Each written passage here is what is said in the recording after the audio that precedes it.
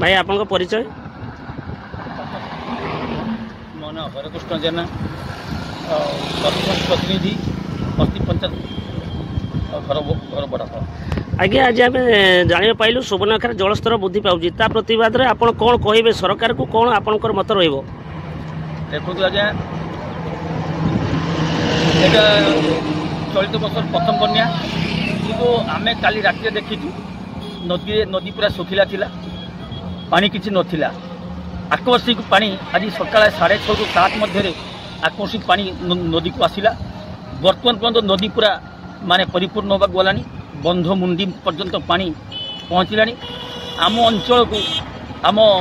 पंचायत को 3 पट सुवर्णरेखा नदी घेरिक रही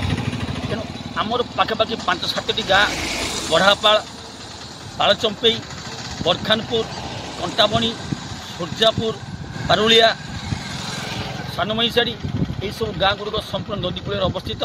से लोक मैंने छानी अवस्था अच्छा एवं विपज्जनक अवस्था अच्छा बर्तमान लोकों मन को बन्या केमती माने हठात बन्या हठात पानी आसबार लोकों मन बर्तमान छानिया पशि जाने बहुत चिंता भितर अच्छा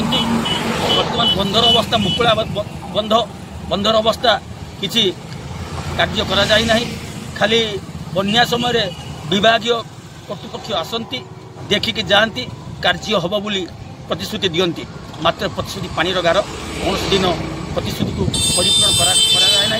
बंधर अवस्था बहुत भाव शोचनीय केतबेले बंध भांग